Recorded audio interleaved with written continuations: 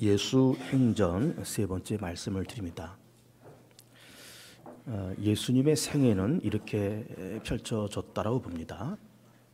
우선은 베들레헴에서 탄생하시고 그리고 애굽에 내려가셔서 잠시 피난 생활을 하셨다가 올라오셔서 나사렛 땅에서 정착하시고 아버지 요셉을 따라서 목수일을 하시다가 30세쯤에 출가를 하셔서 그때부터 공생애가 펼쳐집니다. 그리고 그렇게 본격적으로 공생애를 펼치시기 전에 먼저 세례 요한에게 가서 세례를 받으시고 그리고 광야로 들어가셔서 40일 금식을 하시고 그리고 내려오셔서 제자들을 모으셔서 그때부터 본격적인 3년 동안의 공생애를 펼쳐 나가십니다.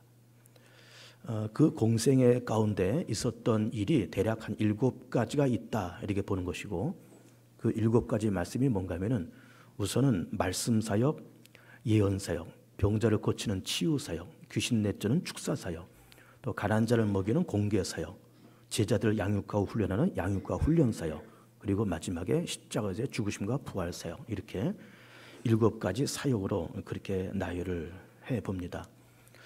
그러면서 오늘 예수 행전 세 번째 말씀을 드리면서 예수님의 공생애 가운데 있었던 예수님께서 금식하시면서 사단으로 하여금 시험을 받으시는, 그러면서 그 시험을 이겨나가시는 그 과정을 우리는 지금 보고자 합니다. 예수님께서 40일 동안에 밤낮으로 금식하셨다 이렇게 말씀을 하시고 있어요. 근데 이제 유대인들의 전통적인 금식의 문화는 밤낮으로 금식하는 것이 아니고 낮에만 금식을 하는 겁니다. 사실은 일출서부터 일몰까지 금식을 하는 거예요. 그리고 이제 일몰이 되면 그때 식사를 하고 그리고 일출 직전에 또 식사를 하고 그리고 이렇게 낮에는 이제 금식을 하는 겁니다. 그러면서 이제 이런 금식의 문화가 신실하고 보수적인 그런 유대인들은 그렇게 일주일에 2번씩 금식을 했어요. 그래서 바리새인 서기관들 이런 보수적인 사람들 있잖아요. 이 보수적인 사람들이 예수님께 와서 우리는 이렇게 일주일에 2번씩 금식하는데 당신의 제자들은 왜 금식하지 않소? 이제 그러면서 어떤 논쟁도 일어났었잖아요. 그러면서 이 유대 문화 속에서 금식이라고 하는 것은 말씀드린 것처럼 일출서부터 일몰까지의 금식을 주로 금식이라고 그럽니다. 그 이슬람교에서도 금식의 문화가 있죠. 이른바 그 라마단이라고 그래가지고 한 달 동안 이 사람들이 금식을 합니다. 이제 이슬람에서 말하는 그 라마단의 금식도 역시 일출서부터 일몰까지 금식을 하는 거예요. 그리고 해가 지면 그때부터 식사를 하고 아주 포식을 하겠죠. 하루 종일 굶었으니까 포식을 하고 그리고 일주일 직전에 또 아침 식사를 일찌감치 하고 그리고 하루 종일 또 금식을 그렇게 하는 겁니다. 아마 이렇게 이슬람교에서 하는 이 라마단 한 달 하는데 이 라마단이라는 금식도 유대의 문화를 이렇게 접목해 오면서 그런 그 금식 문화가 발생됐다 이렇게 보는 겁니다. 이슬람교는 우리가 아는 것처럼 유대교, 기독교 그리고 아랍의 문화 이런 것이 다 뒤에 섞여져서 만들어낸 그런 혼합 종교이기 때문에 그렇게 그 이슬람교 안에서도 유대 문화가 상당히 발견이 된다 이렇게 보는 겁니다. 또 이 이슬람 사람들이 돼지고기도 먹지 않잖아요. 이것도 역시 유대 문화에서 그렇게 왔다 이렇게 보는 겁니다. 유대인들도 돼지고기를 먹지 않잖아요. 그래서 예수님께서 이렇게 40일 금식을 하셨다라고 하면서 금식의 유대인의 금식 문화는 일출서부터 일몰까지로 이렇게 보는 건데 오늘 말씀을 보면은 2절 보면은 40일을 밤낮으로 금식하셨다는 거예요. 그러니까 이게 전통적인 유대 문화에 따른 그렇게 일출서부터 일몰까지 금식이 아닌 밤과 낮으로 그러니까 온종일 24시간 금식하면서 그 금식이 40일을 그렇게 갔다 그런 이야기예요. 그렇게 금식을 하셨다라고 하는 것이고 그러면서 그렇게 줄였을 때에 예수님께서 그렇게 시험을 받으러 광야로 가셨다 이런 말씀도 하고 있어요. 그래서 1절을 보면은 그때 예수께서 성령에게 이끌려 마귀에게 시험을 받으러 광야로 가사. 그래서 우리는 이제 이 예수님께서 금식하신 다음에 3가지 시험 받은 것을 우리가 참 잘 아는 내용이잖아요. 교회 생활을 오랫동안 하는 분들은 예수님께서 이렇게 3번 시험 받았다고 하는 이 말씀이 아주 흔한 말씀이고 자주 들었던 그런 말씀인 겁니다.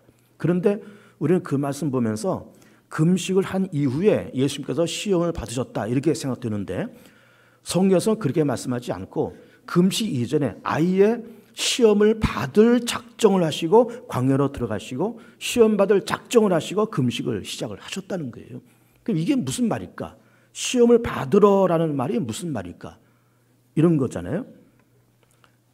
하나님의 아들이 나타나심은 마귀를 멸하라 하심이라는 그 말씀처럼 이게 요한 1서 3장 8절 말씀입니다. 하나님의 아들이 이 땅에 오신 것은 마귀를 멸하라 하심이라. 그러면 마귀는 무엇을 하는 존재일까? 마귀는 요한복음 10장 말씀 보면 도적이 오는 것은 죽이고 뺏고 멸망시키려는 것이요 인자가 온 것은 양으로 하여금 생명을 얻고 더 풍성케 하려 하심이라. 거기서 말하는 도적은 사단을 얘기하는 것이고 사단 마귀가 인간 세계를 정복하면서 인간을 걸고 넘어뜨리면서 죽이고 뺏고 멸망시키는 것이 사단의 목적인 거죠. 그것이 마귀의 일이죠.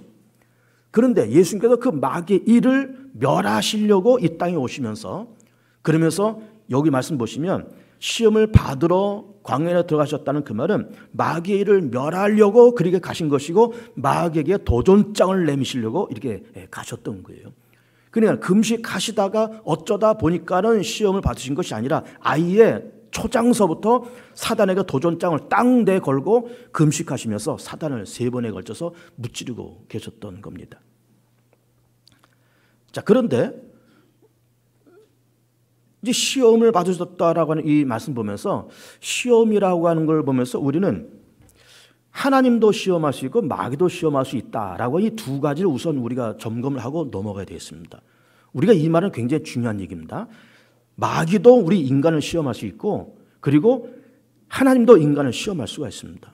그런데 마귀가 시험을 거는 것은 그 사람의 약점을 이용해서 시험을 걸어서 거기에 정말로 시험 걸어서 넘어뜨려서 그 사람을 정말로 시험 들리게 만들고 죽이고 멸망시키고 뺏어가는 그런 일을 하면서 그 사람을 망가뜨리지만은 하나님의 시험을 거신 것은 그 사람의 장점과 그 사람의 좋은 점을 이용해서 시험을 걸어오시고 그것을 이기게 만드시고 그러면서 그 사람을 더욱더 정금같이 만드는 것이 이 하나님의 시험인 겁니다. 그러니까는 사단의 시험은 출발점이 다릅니다. 그 사람의 약점을 이용해서 그 사람을 망가뜨리고 하나님의 시험은 그 사람의 강점을 이용해서 그 사람을 더 성공시키고 이게 똑같은 시험이지만은 내용과 결과가 다른 거예요. 예를 들면 사단의 시험을 먼저 본다 그러면은 사람의 약점을 이용한다 그랬잖아요. 그 대표적인 예가 아담과 하와의 선악과 사건을 볼 수가 있습니다. 아담과 하와가 선악과를 바라보면서 늘 보암직도 하다, 먹음직도스럽다, 지혜스러울 만큼 탐스럽기도 하다. 그런 마음이 늘 그렇게 있는 겁니다. 이거를 사단이 보는 거죠. 그 약점을 보는 거죠. 그래, 너희들이 그렇게 선악과를 향해서 그래 탐심이 있구나. 그러면서 탁 치고 들어가서 그걸 따먹어 봐라. 그럼 너희들이 눈이 밝아져서 하나님처럼 될 거다. 그런 시험을 딱 걸면서 결국은 아담과 하와가 그 약점을 보이면서 그 약점을 통해서 들어온 사단의 시험에 걸려서 선악과를 따먹고 그 결과가 어떻게 됐어요? 너는 흙이니 흙으로 돌아가고 죽음이 선포되잖아요, 먼저. 그러면서 노동의 고통, 여인들은 해산의 고통, 그러면서 아무리 애를 쓰고 수고해도 땅은 그만큼 소산을 내지 않는 그런 저주와 심판이 인간 세계 속에 그렇게 찾아온 거예요. 또 다른 예를 든다 그러면은 다윗의 예를 들 수가 있습니다. 다윗이 그 밧세바라고 하는 그 여인을 늘 바라보면서 늘 이게 욕심이 생겼습니다. 아마도 다윗은 여성 편력이 있었던 것 같습니다. 여자들도 남성 편력이 있는 그 여자들도 있고 어떤 남자들은 여성 편력이 있는 그런 남성들이 있어요. 편력이라는 말은 이렇게 두루두루 좋아한다는 거예요. 편력, 남성 편력, 여성 편력 그런 거잖아요. 그냥 쉽게 말하면 바람기라고도 얘기할 수 있습니다. 근데 이 다윗이 그 여성 편력이 있었던 것 같습니다. 이미 많은 부인들이 있고 이미 많은 궁녀들이 있음에도 불구하고 그 옆집에서 늘 목욕을 하는 밧세바가 탐이 나는 거예요. 그래서 알아봤더니 우리아의 아내였어요. 우리아는 당시에 군대 장관이었고 그런데 밧세바를 데려다가 애를 갖게 만들고 이것이 발각될까 봐 그의 남편 우리아를 교묘한 방법으로 그렇게 죽입니다. 그래서 다윗이 그렇게 여성 편력이 있다고 하는 그 약점을 사단이 바라보면서 탁 하고 치고 들어가잖아요. 너 밧세바를 한번 어떻게 해봐. 탁 치고 들어가는 이거를 다윗이 견디지 못하고 그 미혹에 넘어지면서 그러면서 밧세바를 범하고 그의 남편을 죽여요. 그러면서 그렇게 끝나는가? 그렇게 끝나지 않고 그 이후에 도적이 오는 것은 죽이고 뺏고 멸망시킨다는 그 말씀처럼 다윗의 집안 안에 피바람이 불기 시작하는 거예요. 아들이 반역을 하고 죽고 뺏기고 도망가고 난리가 그렇게 일어났던 겁니다. 또 다른 예를 든다 그러면은 다윗의 서원왕인 사울의 예를 들 수가 있습니다. 사울은 다윗의 장인이고 그리고 초대 왕이잖아요. 이스라엘의 초대 왕입니다. 다윗을 바라보면서 늘 경쟁심도 생기고 시기심도 생기고 사람들의 인기가 점점 다윗한테 그렇게 몰려가니까 뭐 사울이 죽인 자는 천천히요 다윗이 죽인 자는 만만이다 그러면서 이렇게 백성들의 인기와 관심이 점점 다윗한테 쏠린 것을 보면서 기분이 나빴던 겁니다. 시기심과 질투심과 그리고 쓸모없는 경쟁심이 일어나면서 다윗을 죽이고 싶은 마음이 생기고 미움이 그래 가득 찼던 거예요.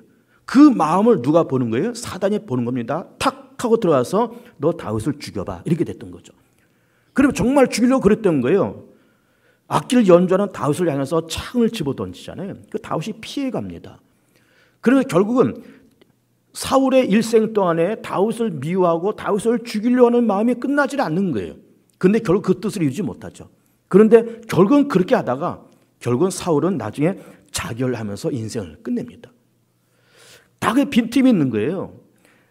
아담도 빈틈이 있었고 다윗도 빈틈이 있었고 사울도 그런 빈틈이 있었던 겁니다. 유다를 예를 들어볼까요? 가룟 유다를 예를 들면 예수님의 12제자 가운데 한 사람입니다. 3년 동안 예수님을 따라다니면서 예수님에 대한 신뢰심이 점점 없어지는 거예요. 예수님이 의심스럽습니다. 정말 저분이 하나님의 아들이 맞아? 내가 저 사람을 3년 동안 따라다녔는데 얻은 것이 없어.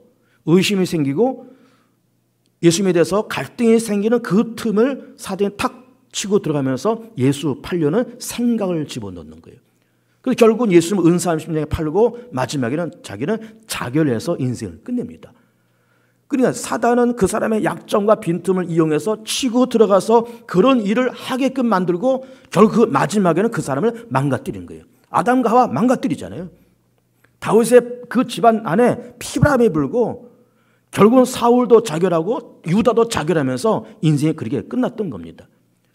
그런데 하나님의 시험거리는 그렇지 않고 그 사람의 장점과 그 사람의 좋은 점을 이용해서 시험을 걸어옵니다. 그러면 그 시험을 이길 수 있도록 힘을 주시고 그리고 마지막에는 그 사람을 강력한 사람, 믿음의 사람으로 멋지게 정금같이 그렇게 세우십니다. 그 대표적인 예가 아브라함이라고 볼 수 있어요. 갈대 우르에 살고 있는 아브라함 나이 75세 된 노인을 하나님이 부릅니다. 너 고향을 떠나볼래? 여러분 75세 된 노인이 고향을 떠난다는 것은 절대로 쉽지가 않습니다. 거기다가 100살 되어서 난 그 아이를 바쳐보라고 하는 것도 절대로 쉬운 일이 아니에요. 근데 하나님은 아브라함이 그렇게 고령의 나이에 있음에도 불구하고 너 정도면은 내 말에 신뢰해서 네가 고향을 떠날 수 있는 믿음이 있는 사람이야 라고 하면서 하나님이 아브라함에 대한 신뢰심이 있었던 겁니다. 신뢰심이 있습니다. 100살 되어서 낳은 그 아이 바쳐보라고 말씀하실 때 그것도 아무나 그렇게 하나님께서 그렇게 하신 것이 아니에요. 아브라함 정도면은 너 정도면은 네가 아들을 바치라고 말하는 내 말에 너는 순종하고 정말 그렇게 할 거야라는 믿음을 갖고 그 아브라함이라는 인간에 대한 믿음과 신뢰심을 갖고 그런 시험을 걸어오십니다. 그리고 그 시험을 이길 수 있는 힘을 주시고 그리고 그 시험을 통과한 다음에 아브라함이 아브라함이 되고 열국의 아비가 되고 믿음의 조상이 되었던 거예요. 우리가 잘 아는 것처럼 욥은 이 우스 땅에 살고 있는 욥은 큰 부자였잖아요. 근데 하루아침에 큰 시험거리가 찾아옵니다. 종들이 죽고 잡혀가고 자식들이 다 죽고 병들고 재산 다 날아가고 몸에 병까지 들고 그런 엄청난 시험거리가 찾아왔습니다. 이 말은 세상에 수천억의 재산 아니면 조 단위의 글로벌한 그런 부자가 하루아침에 거지가 됐다 그 말이에요. 하루아침에. 그리고 병까지 들렸다 그 말이에요. 근데 이런 예가 여러분 흔한 예이겠습니까? 절대로 흔한 예가 아니에요. 아무나한테 찾아오는 시험거리도 아닙니다. 그런데 하나님께서 욥에게 그런 시험거리를 던져주시는 거예요. 욥 너 정도면 참 미안하지만 너 정도면은 아프고 힘들고 고난스러운 일이겠지만 이 정도는 네가 감당할 수 있을 거야 라고 하는 하나님이 욥에 대한 신뢰심 때문에 그런 시험을 걸어오시고 그것을 이길 수 있는 힘도 주시고 마지막에 그 시험을 이긴 다음에 정금같이 나오게 하시고 갑절의 축복을 주셨던 거예요.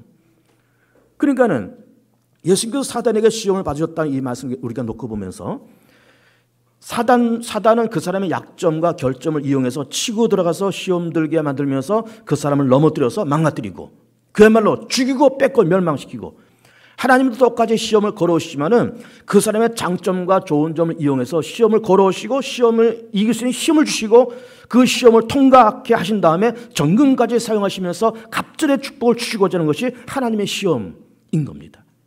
하나님의 시험인 겁니다. 근데 오늘 우리가 세 가지 시험을 보면은 이런 거잖아요. 40일 동안에 금식한 예수님에게 가장 지금 시급한 것이 먹을 거잖아요. 굶주린 예수님께서, 그러니까 굶주린 사람에게 먹을 거라고 하는 거는 이거는 엄청난 약점이고 엄청난 필요성이고 동시에 약점이고 절박한 문제고, 먹는 것이 절박하잖아요. 그리고 성에서 뛰어내려라, 또 공명심, 그리고 나한테 절하면 천하를 다 주겠다. 여러분, 천하를 다 주겠다는 것이 이게 얼마나 큰 유혹입니까? 여러분, 예를 들어 우리한테 광명 사거리의 땅이 평당 아마 수천만 원 할 텐데 광명 사거리의 땅을 내가 100평을 너한테 줄게라고 할 때 100평만 해도 수천만 원짜리 땅 100평만 해도 이게 엄청난 돈 아닙니까? 1000평을 줄게. 엄청난 돈이에요. 그런 돈을 줄 테니까 너 나한테 경배해봐 라고 하면은 정말 사단에게 경배할 사람 많을 겁니다. 이게 현실로 다가오면. 그런데 땅 100평이 아니고 1000평도 아니고 세상을 다 주겠다는 거예요. 세상을 다 줄 테니까 너 나한테 경배 한 번만 하라는 거예요. 두 번도 아니고 한 번만 해보라는 거예요. 근데 이 유혹에 안 넘어갈 사람은 아무도 없습니다. 미안하지만. 여러분 어떻게 생각하십니까? 여러분이 이게 내 문제라고 생각해 보세요. 내 문제. 내가 사단에게 절만 한 번 하면은 천하를 다 얻는다.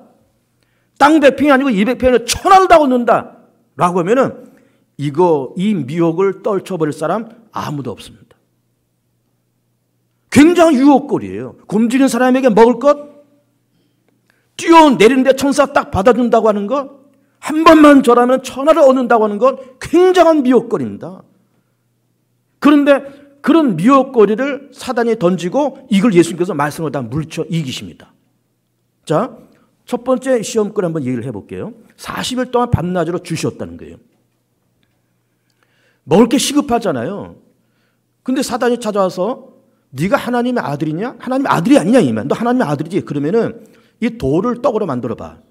근데 여기서 말씀하는 모든 이 사단의 시험거리, 그러니까 돌을 떡으로 만든다, 뛰어내리면 천사가 바친다, 그리고 절을 하면 천하를 얻는다 라고 하는, 천하를 얻는다는 것과 천사가 바친다는 것과 돌이 떡이 된다는 이 모든 이 시험거리는 사실 다 가능한 시험거리입니다.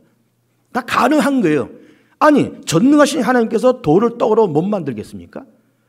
아니, 하나님의 아들 예수님이 떨어지는데 천사가 그거 안 바치겠습니까? 십자가를 지르고 이 땅에 오신 그 존귀한 목적을 갖고 오신 예수님이 십자가 짊어지기 전에 돌아가시면 어떻게 해요? 천사가 와서 바쳐주잖아. 줄 거 아닙니까? 그리고 천하를 다 얻는다는 것도, 아니, 하나님은 하늘과 땅의 모든 권세를 갖고 계신 하나님이시고 모든 만물의 주인된 하나님께서 그 세상을 하나님의 아들에게, 우리에게 주실 수 없겠습니까? 다 가능한 이야기입니다. 이 이야기가. 근데 가능한 이야기인데 이거를 시험거리로 사단이 예수님에게 던지고 있는 겁니다. 자, 첫 번째 시험거리 한번 보세요. 돌을 떡으로 바꿔서 먹으라는 겁니다. 가능하다 그랬습니다. 하나님의 아들이 그걸 뭘 못하겠어요. 할 수 있는데 너희 하나님을 시험하지 말아라. 사람의 떡으로만 사는 것이 아니고 하나님 입에서 나온 모든 말씀을 사는 것이지 하나님을 시험하지 말아라. 그러면서 예수께서 하시고 있는 말씀이 뭔가 하면은 돌을 떡으로 만든다는 것이 가능하지만 사람이 그것으로만 사는 것이 아니라는 거예요. 떡 문제만 갖고 사는 것이 아니라는 거예요. 그 떡이 뭘까? 떡은 물질이고 동시에 경제 문제입니다. 의식주의 문제입니다.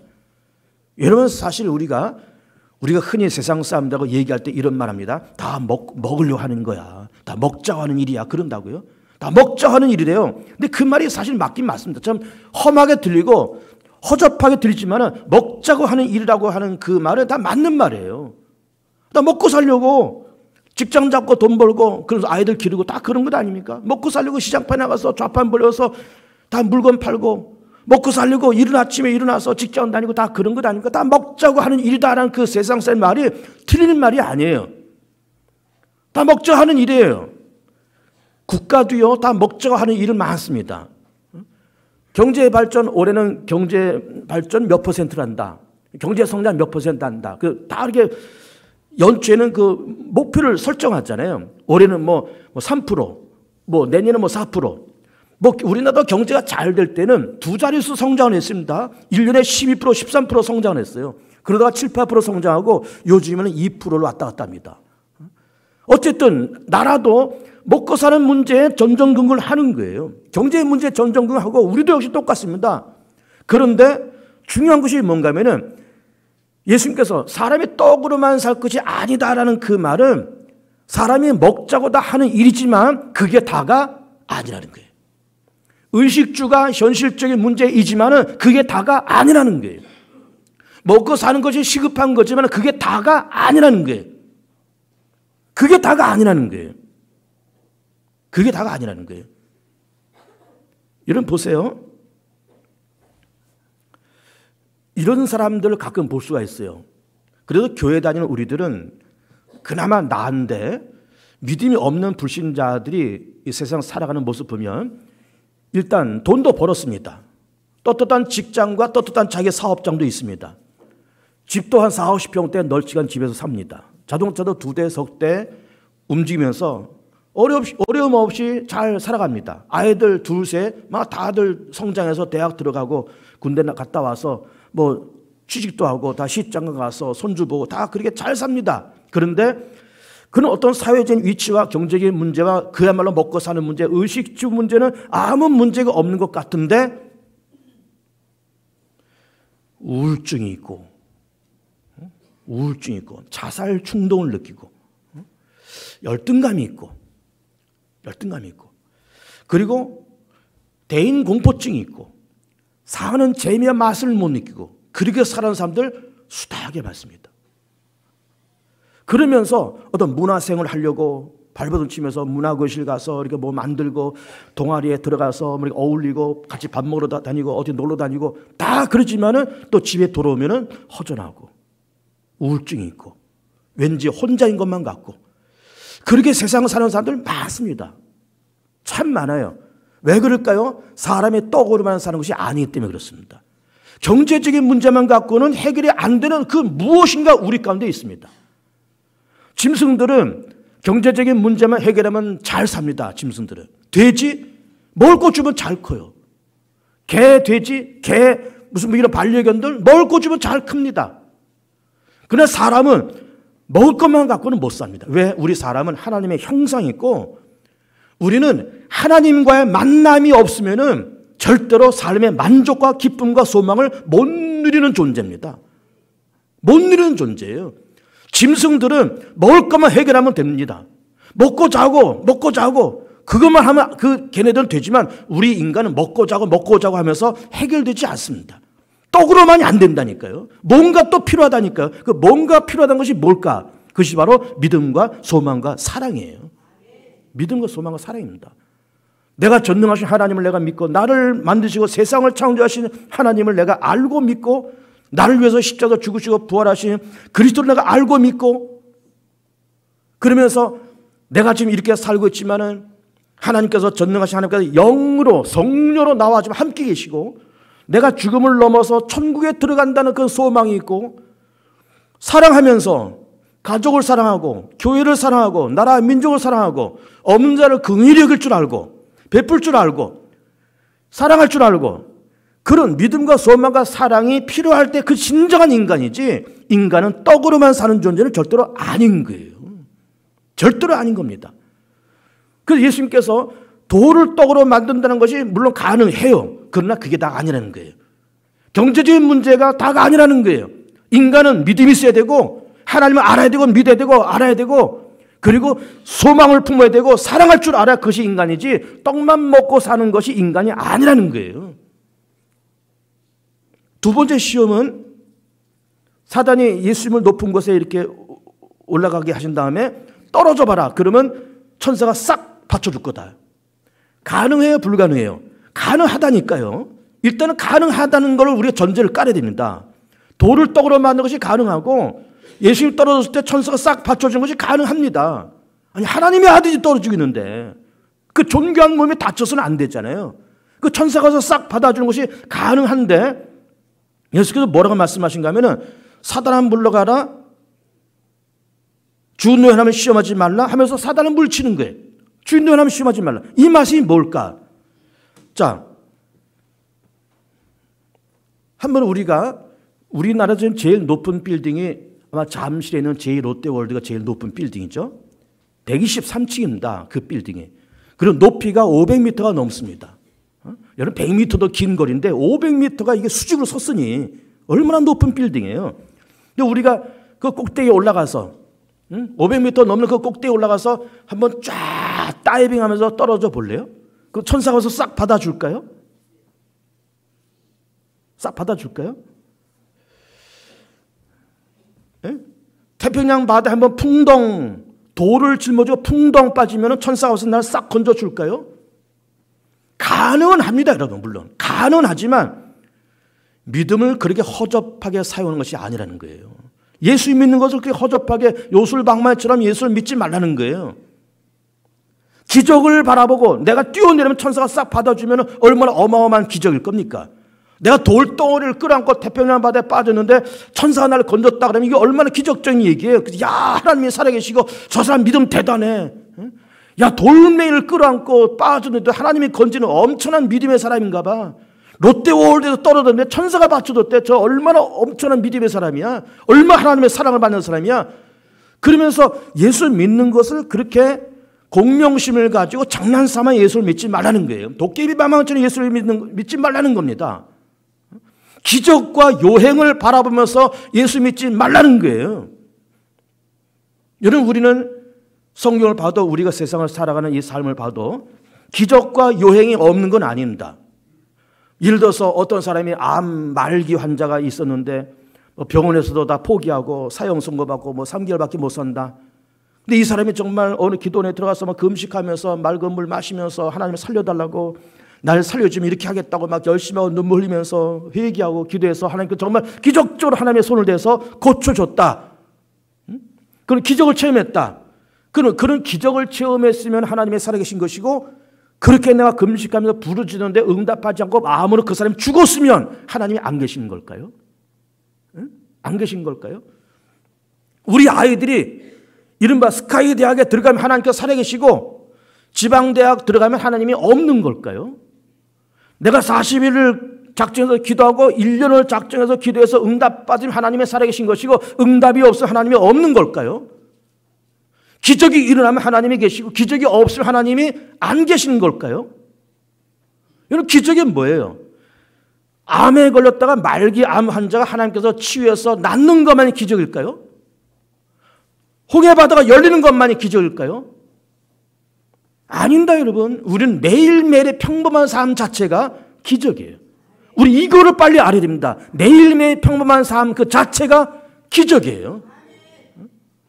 아침에 눈을 떴을 때, 아침에 눈을 떴습니다. 오늘 주일이잖아요. 주일 아침에 눈을 떴습니다. 눈을 뜬 그 자체가 기적이에요. 간밤에 하나님께 데려갈 수도 있는데 살아서 또 새로운 하루를 맞이하니 얼마나 기적입니까? 해가 떠오릅니다. 기적이잖아요. 안 떠오르면 어떻게 되는 거예요? 안 떠오르면. 근데 떠오르니까 기적이잖아요. 아이들이 직장 갔다가 돌아오고 아이들이 학교 갔다가 돌아오고 어린이집 갔다가 엄마 하면서 뛰어오는 그 아이, 학교 갔다가 아빠하고 뛰어오는 그 아이를 안을 때 그것도 기적인 겁니다, 여러분. 아이가 하루 종일 무사히 공부하고 재밌게 놀다가 아빠 품에 안기고 엄마 품에 안기는 그것도 기적인 거예요.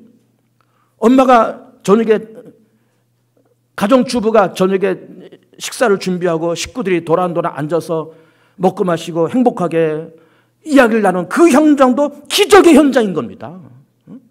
가정이 깨지면 남자는 남자도 여자는 여자로 뿔뿔이 흩어지고 누가 병들어서 어디 누워있고 사고당해서 어느 중환자실에 누워있고 그런 것도 없이 가족들이 앉아서 된장찌개 가운데 놓고 서로 떠먹는 그 자체가 기적이에요, 여러분. 기적인 겁니다.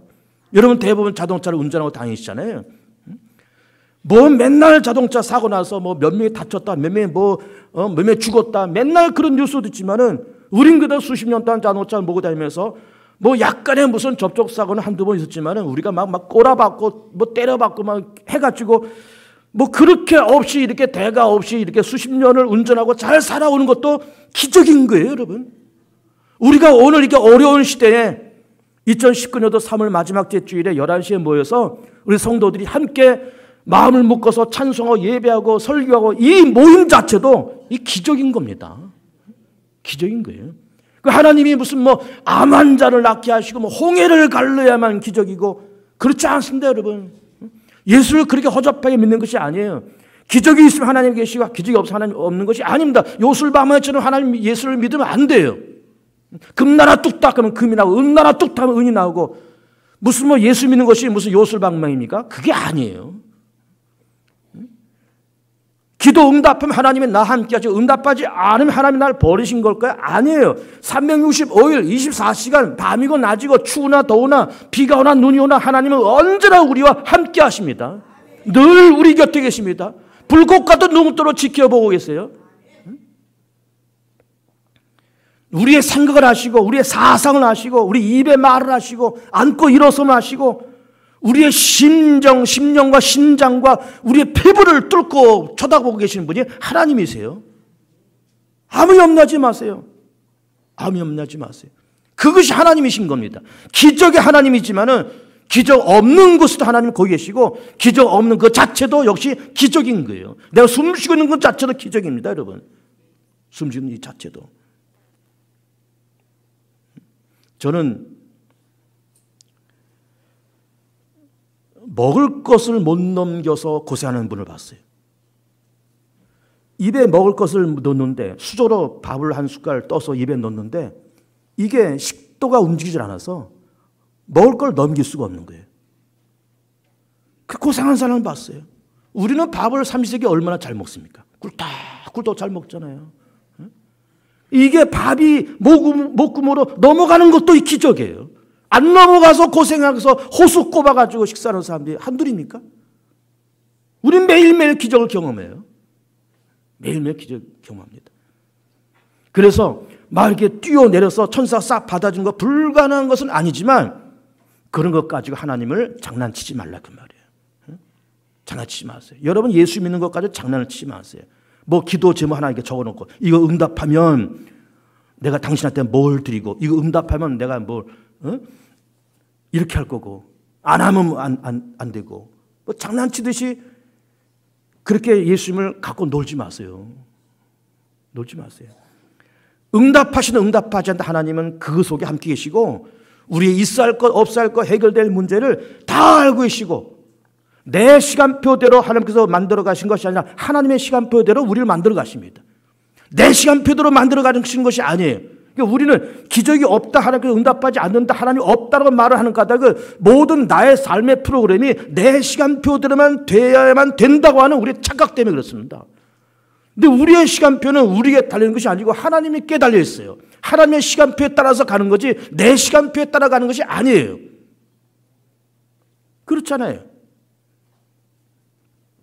세 번째로는 나한테 경배해봐라. 이 천하를 다 주겠다는 거예요. 모든 것을 다 주겠다는 겁니다. 야, 이 미혹에 이걸 이길 사람 아무도 없습니다. 땅 100평 준다 그래도 우리는 우리 양심과 믿음도 다 팔아먹을걸? 예수도 팔아먹을걸, 어떻게 보면은. 너 100평 줄게 예수 팔래? 이거 팔고, 이 믿음 팔고 땅 100평 가질 사람들 많을 거요. 정말 미안한 얘기지만. 근데 천하를 모든 것을 다 준다는데, 한 번만 경건 다 준다는데, 이 미혹을 이길 수 있는 사람은 아무도 없습니다. 예수님만 이기셨죠. 예수님만 이기셨죠. 우리가 무엇을 소유하고 천하를 다 소유한다는 것이 나쁜 것은 아닙니다. 적절한 소유욕과 적절한 욕망에 따른 것은 좋은 겁니다. 그런데 사단을 손을 잡고 사단에게 굽신거리면서 사단에게 눌리면서 그런 일을 하면 안 되는 거예요. 사단에게 눌려 사단에게 끌려다니면서 사단에게 복종을 충성을 맹세하면서 그런 일을 하는 것이 아닌 거예요. 조폭 두목한 때 충성 맹세하고 주먹을 휘두르는 그런 짓을 하면 안 된다 그 말이에요. 그러니까는 우리는 이 생을 살면서 정말로 우리가 하나님의 성령의 감동을 받으면서 하나님의 성령에 의해서 우리가 움직여 나가야 되지, 사단의 장난에 노란하는 사람이 되어서는 안 되는 거예요. 사단의 장난에 노란하지 마세요. 하나님의 성령의 감동 받으세요. 그런 사람이 반드시 돼야 되는 겁니다. 오늘 우리는 예수인전 세 번째 말씀을 우리가 보면서 진실로 우리는 많은 것을 생각합니다. 돌을 떡으로 바꿔 먹는다? 불가능한 것은 아니고, 떨어지면 천사가 바치는 것은 불가능한 것도 아니고, 천하는 소리하는 대로 불가능한 것도 아니지만 예수를 그런 식으로 믿는 것이 아니다 이 말이에요. 장난 삼아서 도깨비 방망이처럼 그렇게 믿는 것도 아니고, 경제적인 문제가 다가 아니고, 그 이후에 믿음과 소망과 사랑이 필요한 것이고, 사단에게 놀림을 당하는, 사단에게 휘둘리는 그런 사람이 되어서도 아니 된다 이 말이에요. 차라리 내가 굶으면 굶었지. 차라리 내가 굶으면 굶었지. 사단에게 놀림을 당하고 사단에게 휘둘리는 그런 사람이 되어서는 아니 된다 그 말이에요. 아니 된다 그 말입니다. 주의 성령이 우리를 감동하시면서 아름답게 평강 속에 살아가는 복이 된 성도들 되시길 축복합니다. 이 시간 우리 합심으로 짧게